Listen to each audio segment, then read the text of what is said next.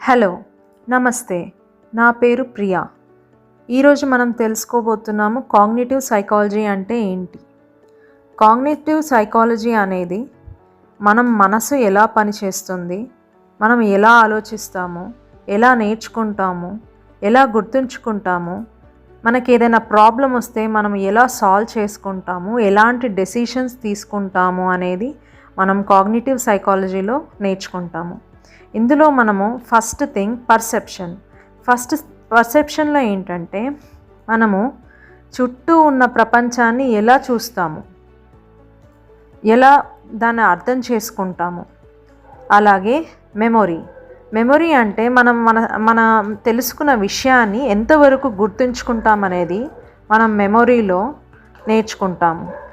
తర్వాత లాంగ్వేజ్, మనం ఎలా మాట్లాడతాము అంటే మనం అర్థం చేసుకున్న విషయాన్ని మనం ఎలా ఎక్స్ప్రెస్ చేస్తాము, ఎలా మాట్లాడతాము అనేది లాంగ్వేజ్లో మనం తెలుసుకుంటాము. దెన్ థింకింగ్ అన్నప్పుడు మనకి ప్రాబ్లం వచ్చినప్పుడు ఎలా థింక్ చేసి ఆ ప్రాబ్లమ్స్ని సాల్వ్ చేసుకుంటామో మనం థింకింగ్ ప్రాసెస్లో నేర్చుకుంటాము. దెన్ అటెన్షన్, మనం ఏ విషయాన్నైనా ఎంతవరకు అటెన్షన్ అంటే దృష్టి పెడతామో, ఒక విషయం మీద దృష్టి పెట్టి వింటామో నేర్చుకుంటామో దాన్ని అటెన్షన్ కింద మనము నేర్చుకుంటాము. సపోజ్ మనము ఎగ్జామ్ ఏదైనా రాయాలనుకోండి, మనం చదువుతాము, చదివింది ప్రజెంట్ చేసేదాన్ని మెమొరీలో స్టోర్ చేసుకుంటాం కదా, ఎంతవరకు చదివి రాస్తామో దాన్ని కాగ్నిటివ్ సైకాలజీలో మెమొరీ స్టడీ అంటారు.